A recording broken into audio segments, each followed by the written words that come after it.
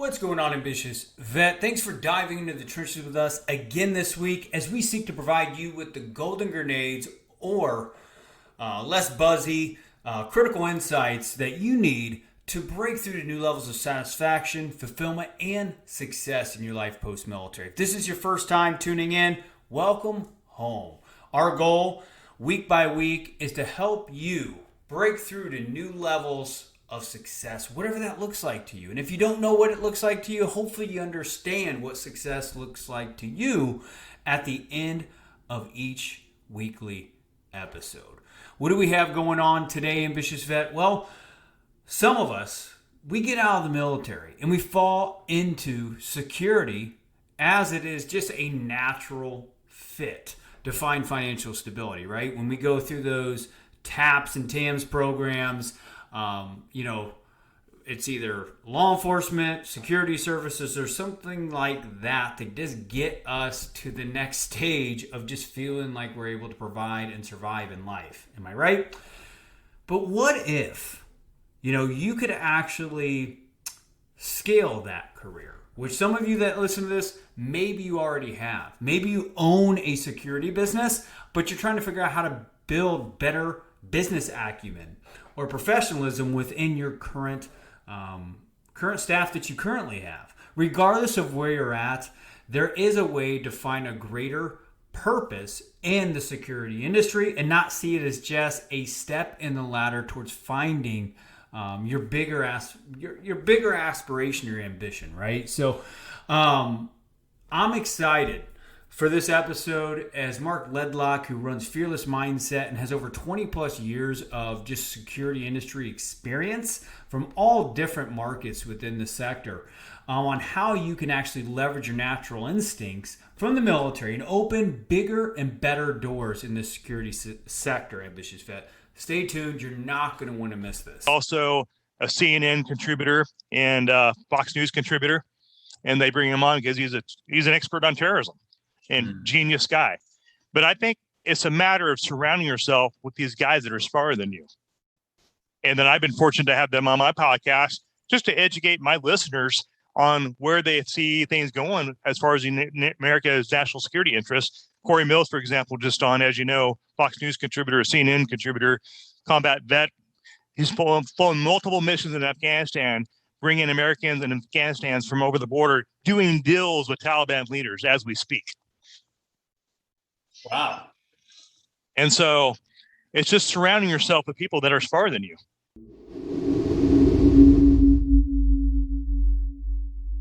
Today's show is brought to you by Audible. Ambitious Vet, are you looking to stay connected and informed to relevant topics for your life?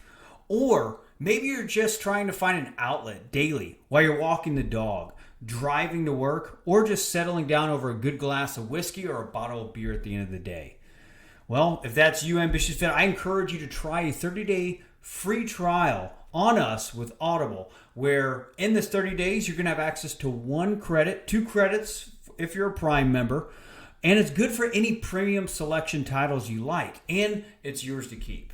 The Audible Plus catalog of over thousands of podcasts, audiobooks, guided wellness, and Audible originals, will definitely have you being a hard charge in any area of life that you're looking to become better at.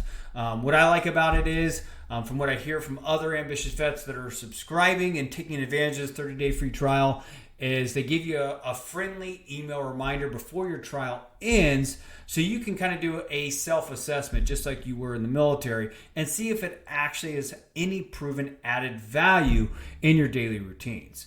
Now, if you do want to renew, it'll be $15 a month, month over month, after the 30 days, but the cool thing is you can cancel anytime. But what I have found, Ambitious Vet, with my subscription is that $15 a month of the relevant content that I am consuming for what I'm trying to improve on, or my market, or hell, if I'm just trying to laugh at Kevin Hart make jokes, it always helps pay some kind of dividend in my life. And that's good enough for $15 a month for me. But try it out. Try it out just like a good bike.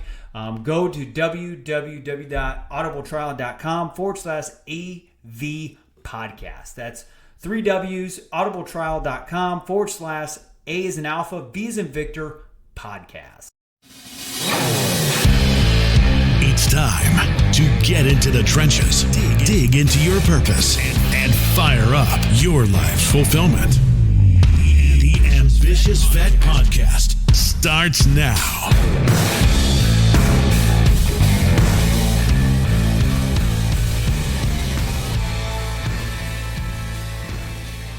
What's going on, Ambitious Vet? We are right back inside the trenches this week with Mark Ledlow. Mark is owner at Ledlow Security Group, Marine Corps veteran, and Fearless Mindset podcast host. And combined, he has over 20 plus years of security experience, combined with law enforcement, correction, and private sector. Mark, brother, are you there? I'm here. Can you hear me now? Yes. Good, right? My Verizon phone's working correctly on the network. Welcome to the show, Mark. One funny thing that I was thinking about before we hit record here is this: how Marines, before we transition out, it's pushed down our throat around, transitioning into military, law enforcement, and stuff like that. A lot of us fall into that just to kind of get some stability post-military, right? But for you didn't just have that step one and then go look for something else. You spent your entire post-military career just gaining experience inside that sector and have made a really awesome living from it, but also have positioned yourself as a key thought leader within that industry. So just walk us through that process, because a lot of us, that potentially maybe listening to this, that are still in, they're just like, hey, I don't want to get out and be in the security sector. Or, maybe it's someone that's out and just like, man, yeah, I can go do that, but there's something bigger.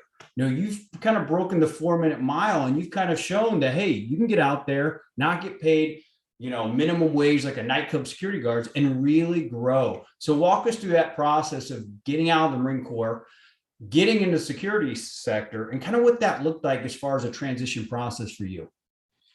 I think that happened for me when I was in the reserve component of the Marine Corps. I was going to school, finishing my bachelor's degree in criminology down at Ashland SOU, and I had to work. I had to find something to do to pay the bills and rent and all that. So a natural fit was juvenile corrections. So I got into that. I was working 30 hours a week, plus going to school full time at Southern Oregon University, working on my criminology major. And I was doing that, plus reserve drill 1 week in a month. And I did that for a few years until I got, finished my contract. And I think my contract ended a year after I graduated from college. And during that time I was going to school, I was also a reserve cop. And I was playing around the idea, do I go into law enforcement? I started testing when I was in college. My junior year, I went to Riverside, California. I tested. I couldn't even freaking pass the test. I don't know what I did wrong. And then you go, hey, there's a thing called minority status. You're the white guy. I'm like, well, crap, that doesn't help me anything. And I'm like, well, don't veterans get preference? They do, but the way they score it, I'm like, I really got pissed off. I was like, I wanted to become a cop. I wanted to go into SWAT, but I was testing with 100, 200 males and females down in Riverside County, and I went to CHP. I tested with them. I'm like, why can't I pass a stupid test? And that just aggravated me. I'm not a great test taker, but I graduated 4.0 Southern Oregon University on the Dean's list. So I don't know what happened, but wasn't meant to be, Right. And I tried. I did the law enforcement thing as a reserve cop, but I wanted really desperately to go into law enforcement. And I'm like, you know what? Well, maybe this is not meant to be. Just follow the road that's open to you, the doors that are open to you. Quit fighting it. And I know I saw many guys out there testing our junior, senior year. Guys would be traveling across country, Texas, and half the time when you're in your junior, senior year, all you're doing is testing in your criminology course. You're testing with different agencies that had that place to land when you get out of college. And I tested with Oregon State Police, and I'm like, I found I'm just not a great test taker, and just I sucked at it. And that's what I realized. Same way with just tests and stuff like that, just anxiety, but just put me in, coach, and on the court, if I'm actually in the trenches doing shit, I'm probably going to be one of the best. Right. So seems like kind of one of those guys as well. And so I'm battling with myself, like maybe law enforcement is full-time law enforcement is another thing. Yeah. I was a reserve cop, youth corrections. I loved it, but I wanted to go SWAT, heavy metal, full bore, tactical. gung-ho, hardcore Marine Corps style, but I noticed there was a lot of going against me, being that I wasn't a certain, according to what they test and civil things that they had going on, I wasn't going to make the cut. And I'm like, okay, now what do I do? Well, my passion was, private sector security stuff, but I made that transition corporately because I wanted something new. I wanted something to re-spark me, so something to challenge me. So I did corporate America for a little while, and I think that gave me the knowledge of the corporate culture. So when I got in the corporate security, I understood it. And when 2008 market crashed, I had a great job at WAMU. I was the #1 regional VP for, not VP, regional manager for merchant services for WAMU. They got crushed by 2008. Everybody lost their jobs, got bought out by Chase. I'm like, you know what? Screw it. I'm moving to LA.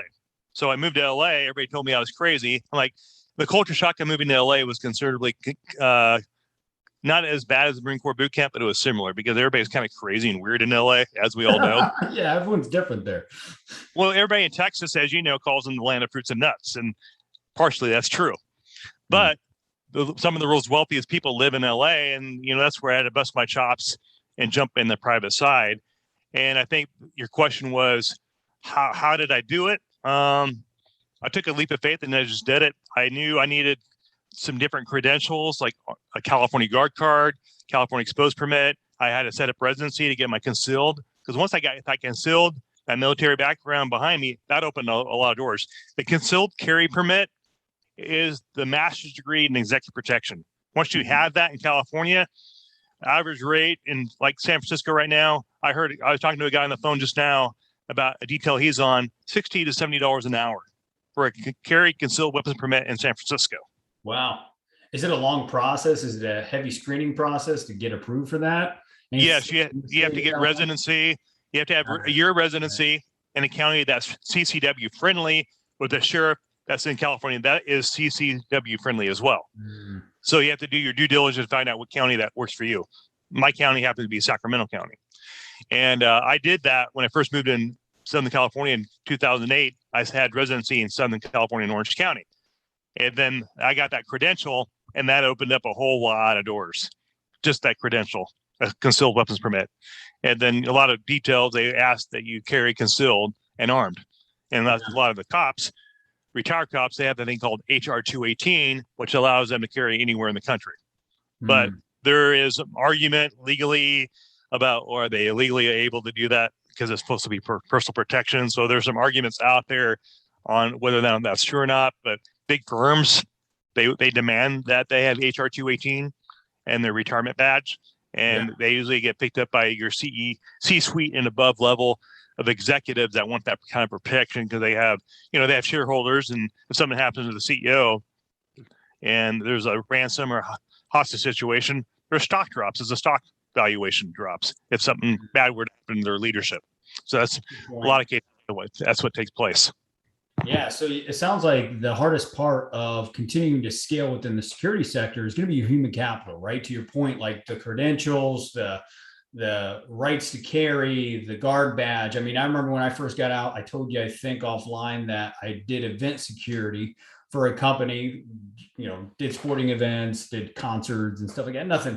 Nothing fancy like you've done, man. But I mean, a lot of it was getting into an organization that could supply that human capital for me to do the bare minimal type stuff, and which was more inexpensive for me for doing it within a company, and that I could look for other gigs and stuff like that. But so you got your human capital. That's the first step, doing the education aspect of it, right? Now, how do you leverage that to create more opportunity? Because you've done a great job as far as spreading yourself out, and as far as like executive level security, different varieties of different sectors. So to walk us through how you look for those opportunities, how do you open those doors for guys like me back in 2013, man, that had nightclub security, doing event security, that was just kind of getting paid tips, 10% of tips from the bar and stuff like that, throwing drunks out. You know what I mean? How do you scale from that to the next level? Well, I think opportunity presents itself when you're prepared. So let's say you work in a bar, right? Yep. And let's say you're working a Hollywood bar. Let's say you're working West Hollywood and you happen to bounce into let's say Justin Bieber's security team, they walk by you and you're part of the team that provides security at that bar, and he has a bottle service somewhere in your establishment. Do a great job. Always do 100% a great job. Pretend like that's a client. That bar that you're working for is your client. Pretend like that is your baby. Pretend like that is your business, because that's your brand.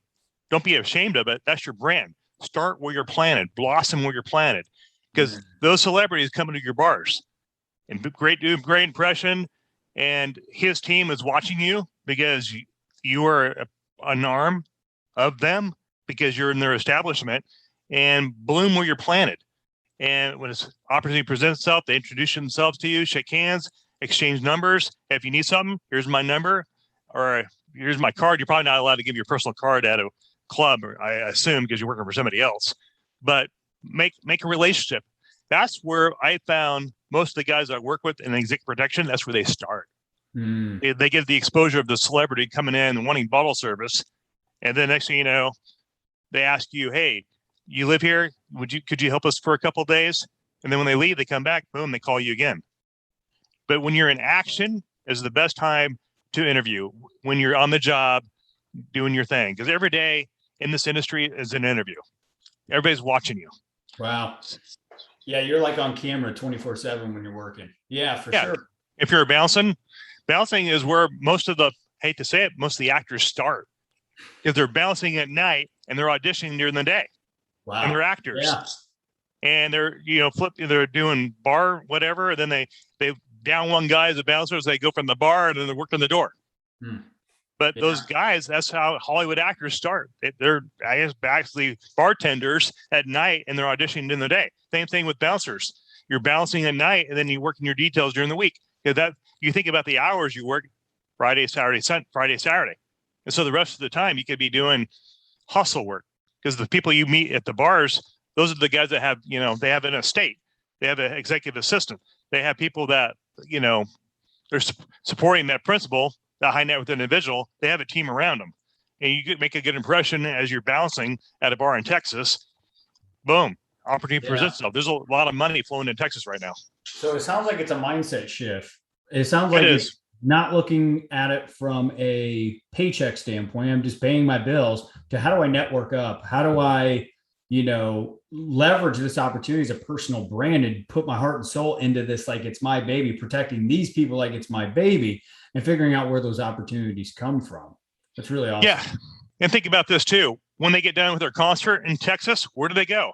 They then go chill, have a get together at a restaurant, club environment, steakhouse. They're going to your bar, wherever that is in Texas. Get a job there. They may pay peanuts, may pay $10, $15 an hour, but you're getting exposure.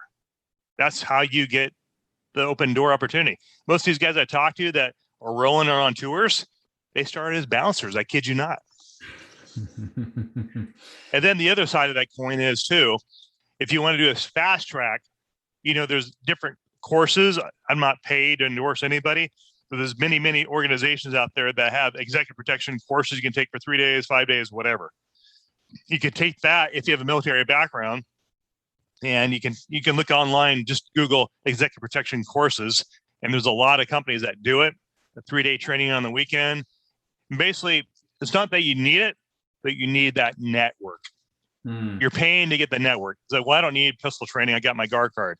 It's networking. A lot of executive protection courses are about networking. Yeah, it helps to get that skill, driving skill, how to walk in diamond formation. Because typically in the executive protection industry, you're not Secret Service working on the president. This guy barely has a budget you're protecting right now to cover one person protecting, and the bill rate is probably $50 an hour, because they needed somebody because they had a threat. Maybe they had a fight with their significant other, and their best friend threatened to, blow up the house or come over and slash your tires. So they're freaked out.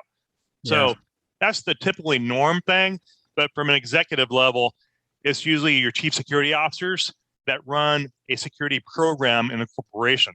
And their job is to protect the interests of the shareholders in the C-suite level and above, their financial business interests of that corporation. And so or your director of security. Yeah. Thank you for breaking that down. I mean, you allowed us to kind of get perspective around, over 20 years of your experience to kind of go from how do you plant where you bloom? I love how you put that, right? Like if you're at nightclub security or if you're at a bar, if you're at sporting events, find out ways to stand out where you're at, to potentially get a professional athlete, getting their everyday security entourage or whatever, famous people, celebrities, music people, stuff like that, but also executive level C-suites to protect their shareholders. I mean, that's another aspect that it sounds like, you can scale, make more money, make more of an impact, and also protect the bottom line of mid and large size companies, which is important as well. And another, I think mentorship is huge. Find somebody that you look up to as a big brother type role that might be in a position that you're interested in. Let's call it, you work at Chili's and they have a restaurant bar there, and you happen to know the head of security is a retired cop. I guarantee you that retired cop is very connected in Dallas-Fort Worth, and he's got lots of connections with buddies of his that work executive protection. Get to know him, pick his brain, offer to take him out for lunch on your dime because you're investing in your future. And quit thinking, what's in it for me? Quit thinking instant for gratification. If I don't get instant results, I'm quitting. No, this is the long game. So get off your iPhone, get off Bumble, get off your addiction to video games, because your video games are not going to pay your bills down 20 years from now. Video games are not going to make you free. Video games are not going to pay the pathway for you in your career. So get off Facebook, get off social media, because it's not going to do anything for you financially. Get off your addictions. Plan your future. I always think this: plan my calendar, or my calendar is going to plan me. If you don't schedule your week's going to schedule you. That's the way it is. And I see a lot of laziness out there. A lot of people, I'm on unemployment. I'm entitled to my unemployment. Yeah, you might be entitled to your employment when the government cuts off the milk bottle out of your mouth. Then who's going to pay your bills? So get off your ass. Yeah, I love that, man, because I think that there is and I'm a millennial. I'm 33, right? Yeah, technically a millennial.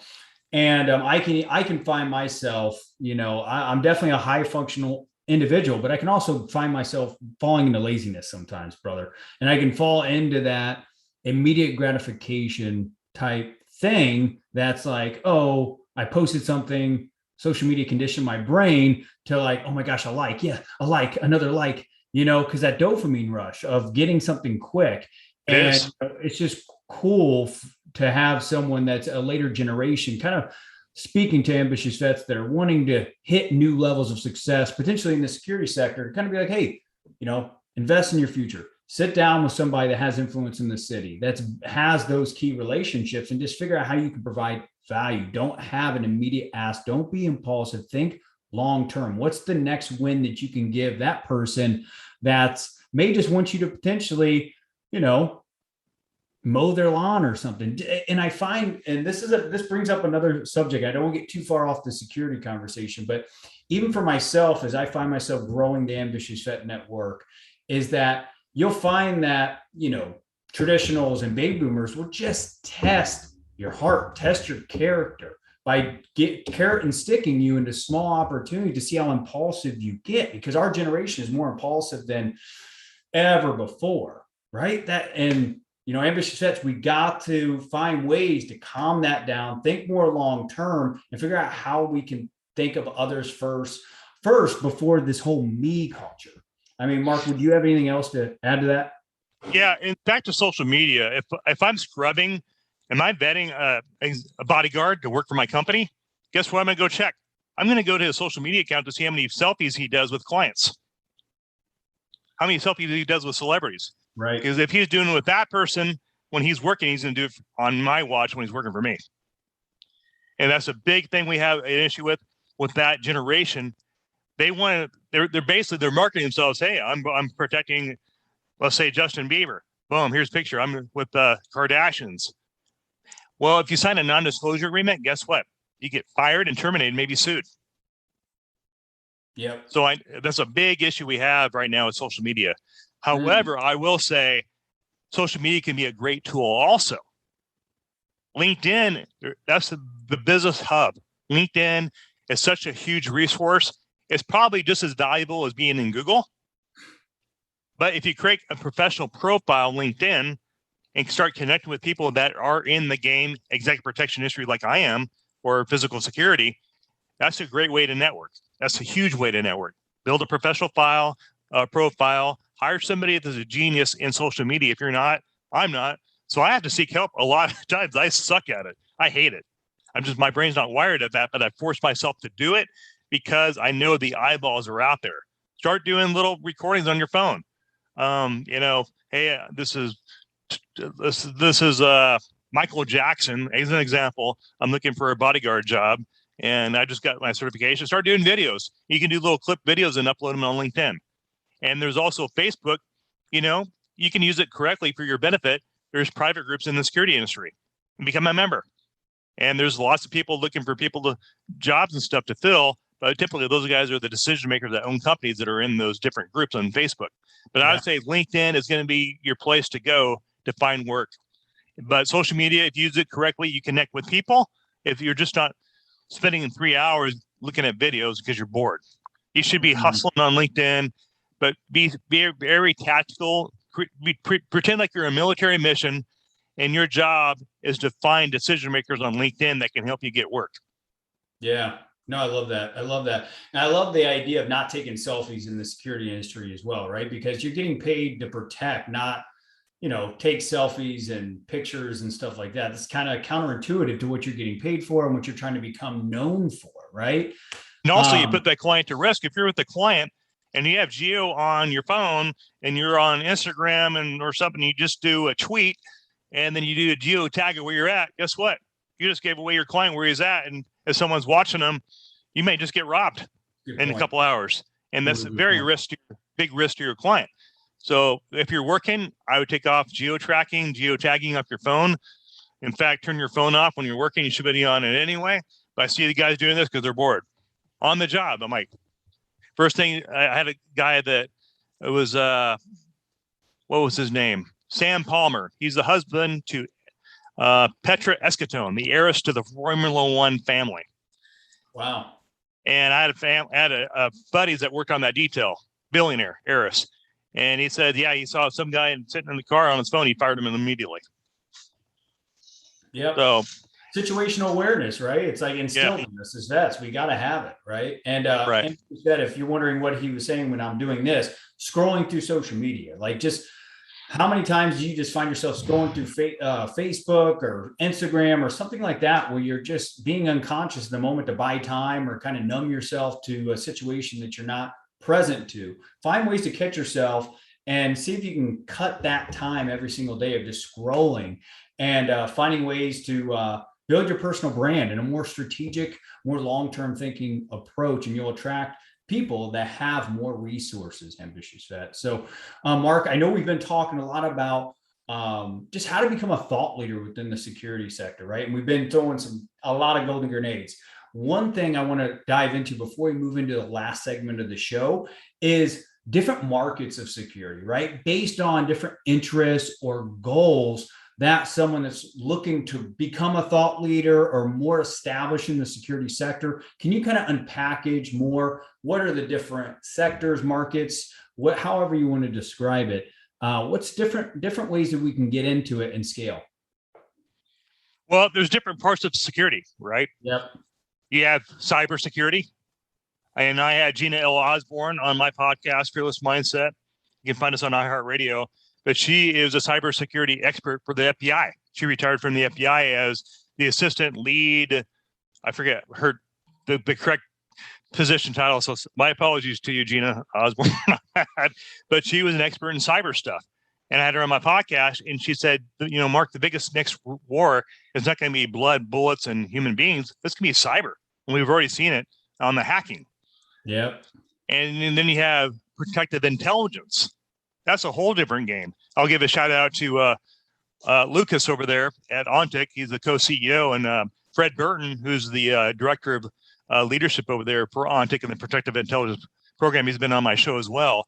But there's protective intelligence, which is gathering intel off social media platforms. There is software and technology that you can get a hold of that let's just pretend like we're a CIA analyst or NSA analyst, and we're leaving the government, going in the private sector. And you want to go into snooping, I guess, in the dark web. Well, there's actually programs that do that protect business interests. And there's like companies like organizations like Ontic. They have me published on their website as one of their main top 5 podcasts because I had Fred Burton on. Amazing guy. Oh, yeah. He's a thought leader, former State Department guy, terrorism expert. He's also a CNN contributor and Fox News contributor. And they bring him on because he's an expert on terrorism and genius guy. But I think it's a matter of surrounding yourself with these guys that are smarter than you. And then I've been fortunate to have them on my podcast just to educate my listeners on where they see things going as far as America's national security interests. Corey Mills, for example, just on, as you know, Fox News contributor, CNN contributor, combat vet. He's flown multiple missions in Afghanistan, bringing Americans and Afghanistans from over the border, doing deals with Taliban leaders as we speak. Wow. And so it's just surrounding yourself with people that are smarter than you. Yeah. And then you align yourself with those people. But as far as programs to be thought leaders, I mean, you have cyber, you have intel gathering, you have physical stuff and investigative stuff. I think there is more business and protective intelligence than the executive protection, because I think what's going to happen down the road, technology is going to change the need for bodyguards. Tell us more about that. Easily. You have drones, right? Before drones, you probably have, if it's the big estate, you probably have 3 guys on the estate, one for the front, the gate, a couple guys in the back kind of patrolling the property. Now you get one guy on one agent and you get a drone operator. He's buzzing that little plane all night long with little infrared sights, and he's like, oh, we got a invasion on the south-north gate. Oh shoot, we need to send the SWAT team over there, Yeah. And you have that change in technology now. It's like the program manager or the chief security officer is like, well, we got this guy with the drone. We don't need 3 agents, we need 2. Because using technology is the future of artificial intelligence technology, which is what Allied Universal and G4S are doing right now. They're going to be taking out the need for a bodyguard here really soon with technology. And you have geofencing technology. If you know what geofencing does, that just scrubs all social media for your client. And that basically identifies threats and mitigates risk. And so you have that going on right now. So the need for bodyguards will always be there. But in America, what really is our threats? Home invasions in LA and you have also the threats of, unfunding the police departments throughout the country right now. That's a hot topic politically. That's crazy. That's insane. And I'm talking to my counterparts. Even Corey Mills even said on my podcast when we dropped last Tuesday, he's seeing major threats to the United States national security because, we have the Mexico border wide open, and they're identifying people they catch. They've caught, I think, 4 Yemen nationals that are known terrorists on the watch list across the border. Luckily, they caught them, but who have they not caught? So I think it's a matter of time before we see things kind of getting really weird in the United States side, if you know what I mean, without going too deep in that conversation. So you had those threats. You have cyber threats against our country. Now we have threats with the Taliban has how many billions of dollars worth of our equipment, military grade equipment? What are they going to use that for? Right. Or trade it, right? Like absolutely. Trade it up. Black market. So you have those terrorists to have our stuff now. You have our open border.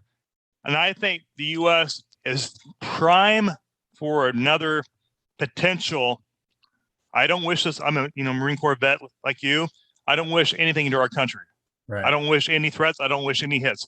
But my gut tells me it's a matter of time when we get the next 9/11. From what I'm hearing from my sources. Yeah. I mean, I can definitely see that, because now we're going to go back on the defense versus offense, right? Just from a high level standpoint. But I don't know if you heard this in the news, Mark, but Texas had a billionaire stand up, and we're building walls around Texas. Yeah. So Texas may just become its own country here soon. So who knows? Yeah, that's the thought process. I know, I'm not going to say names, but I know there's some information gathering going on right now. They call it something in the election cycle but there's a lot of rich people in Texas right now considering seceding from the United States. I've been hearing that. I can see that. I can see that. Yeah. No, absolutely. Man, thanks for giving us that perspective from a very high level, because I know there's some confidential intelligence that you can't necessarily give up. But I mean, yeah, I mean, I can definitely see how a lot of that stuff could potentially come true if we're not focusing on, manning and being smart around these different security sectors that you just mentioned, right? Let me add to that also, Yeah. Chris. We have the issue with the defunding police. Do you know what the numbers are right now of police officers retiring early retirement? It's 50% of the agencies across the country. Holy shit. I did not know that. 50% across the country. And right now, their turnover is so high right now. I talked to a local, one of the commanders at Grants Pass PD. I'm not going to name names, but the homicides of up 300% in Southern Oregon, Grants Pass, within 1 year. Why? We have the cartel here growing weed. Why? Open border. But that's across the country. The cartel is taking over. They've always been involved, but now they're like, hey, no one's going to touch me. I can't be touched. And it's the Wild West up here. It's insane. Yeah. And I don't see that slowing down anytime soon because of political policies and stuff that are involved. So I think a combination of trafficking of drugs, the cartel getting stronger because of the amount of money is flowing because everybody's coming up through the borders from all over the world. And the cartel is the trafficker of humans right now. So with that, they're getting stronger, more powerful. And with the terrorism threats, I think it's just as far as those threats go and commercial needs, because of defunding the police, I see the need for private sector businesses going to be reaching out more and relying more on private security sector like myself to ad hoc to where law enforcement can't fill the demands. I know Grants Pass PD, they're slammed. They're the busiest that they ever have been for calls for service. They just can't keep up the demand. So nationally, private sector security is going to have to admin to that need. Just like we go back to the Iraqi invasion, what was the organization that helped the United States government fulfill that need? It was Blackwater and Eric Prince. My personal theory is we're gonna need another Blackwater Eric Prince type of scenario in the United States here very soon. Yeah, they kind of go against the grain, don't have to be highly regulated. Yeah, I mean, I'm not going to lie. Once we pulled out, I was talking to a couple Marine Corps buddies of mine and was just kind of looking into what are the contractors that are going out there that are doing stuff under the table, because I was one of those emotional post 9/11 vets that got a little pissed off and felt like my service, for about a week, that didn't really matter with my tour over there, Afghanistan. So you kind of get pissed off when you get pulled out of a war that, that, if you don't stay on offense, you're going to be on defense, right? It's good to at least keep some kind of manpower over there, keeping them on the defense so they're not resupplying and trading with our enemies and stuff like that, right? So just super important. So yeah, man, it sounds like you really are specialized also in just security acumen, right? A lot of companies, private sector, both in, executive level leadership, like to your point, or celebrities or pro athletes. Seems like there's some lower level opportunities in security. How do you increase the acumen of your manpower that are actual security guards that are doing these posts and delivering these protective services, right? It sounds like you're really good at acumen as well. As how do you build the professionalism of your security staff, which I think is important for anybody listening that is just looking to kind of build the acumen of millennials that are potentially trying to grow in the security sector. Mark Ledlow does a great job, has a podcast. What's your frequency of pushing out episodes right now? Is it weekly? Right. We do one drop a week. Okay. Nice. So on average. Yeah. When they're 30-minute episodes, because we know everybody's like on a 30-minute business crunch time slot. And they have usually on average half hour to an hour drive home because everybody's going back to work. Right. And so the demand for podcast consumption is skyrocketed right now because everybody's going back to the office. And so we have just hit a milestone. We're approaching I don't know how many thousand downloads right now, but we're 13 months and I think we're pushing 10,000. Nice. That's So, good momentum. That's real good momentum. I mean, you've had some really big guests. thank you. Yeah, big guests, and just your ability to lock down quality guests is amazing. Very skilled podcaster, great content, ambitious vet, and also if you know anybody that's looking to improve their security guards' business acumen and professionalism within your organization, government sector, private sector, look out for Mark Ledlow, and start by building some trust and consuming some content with that fearless mindset podcast, right? That's definitely key. So I want to contribute, shout out to Frank Muir for opening the door for his many friends, Corey Mills. Frank Muir is a big part of why Corey came onto my show. So I want to say shout out to Frank Muir, Michael Trout, who helped me launch that, and give credit to those guests who made the show. Without the guests, the show would be nothing. Amen to that. So, brother, I want to kind of transition to the last segment of the show. It's the one last golden grenade, right? You've been spitting tons of them throughout the entire show, probably getting a lot of clarity to ambitious vets that are looking to grow in the security sector, or maybe just kind of what's the next career path for me? And maybe they see a new opportunity within the security sector, right? But there is an ambitious vet that's inside the trenches of life right now, Mark, that is been out for at least 24 months. They've got the basis down for career readiness, but they're just missing something in life, man. What would be one last golden grenade that you can help fuel that ambitious vet to hit their goals post-military? If I can offer any advice to that, one thing I discovered, I'm going through the process of becoming a government vetted contractor. And when I found out 3 weeks ago that I can't go to the top of the list if I get the status called a disabled veteran status within the corporate world, that gives you priority. Mm-hmm. So if you want to start your own business, whatever you do, try and get that certification. If you're disabled, yeah, you earn that. You earn that status. You earn that right. You served our country. Don't be ashamed of that.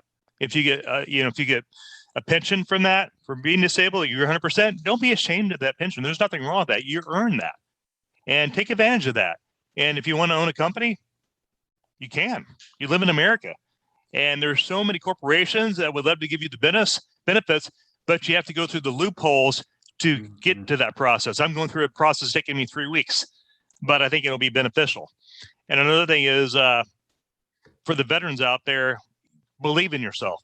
I know a lot of you guys lose your identity because you're not with your team, you're not with your brothers in arms. I know we're all frustrated now with what's happening in Afghanistan. I know we're all sick about it, but I'm here to say, we had a thing called the Vietnam War. We got over that. As long as there's evil and good in the world, we're always going to have conflict. That's why we have a military. And I know it's personal to many of you guys that served in Afghanistan, but think of this. You are an American. You're a patriot. Be proud of that. Be proud of that title. Be proud of the title you're a soldier. Don't be ashamed of that. Yeah, we may not always agree with what's going on in the administration. I mean, for myself, I served under the Bill Clinton administration. I was willing to die for Bill Clinton administration. Why? Because I was willing to pay the price for freedom as a Marine. So don't be ashamed of being American. Don't be ashamed of this political cultures going on right now that's destroying our mindset right now. Be proud to be an American. Be proud you're a veteran. There's nothing wrong with that. Don't be ashamed of that. Don't believe this media crap that's going on right now. And don't believe the BS that, don't watch the news. Just don't watch the news. It's just bad for your psyche. Yeah. Become a good hunter. Go out and shoot some guns and stuff and go hang out with your buddies. Get off social media. That is destroying the minds of veterans right now as we speak. Get off of it. Unless you're going to do LinkedIn stuff and build your profile and start getting work out there, just stay off the news. The news is not going to do anything for you for a while. It's all a power struggle right now. Yeah. And we all know that. Just stay away from it. Get in some books, read some good movies, watch Braveheart 500 times the next, couple weeks.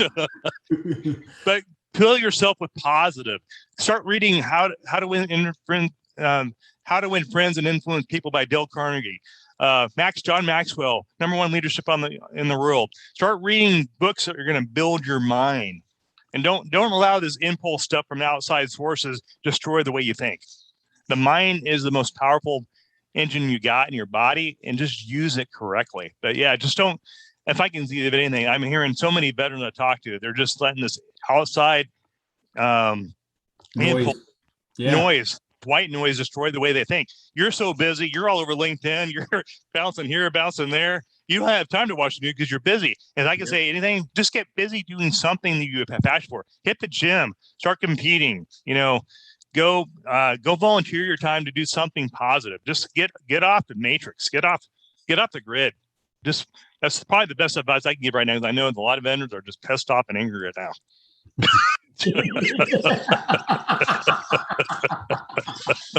Damn, brother, that's amazing stuff. Thanks for that.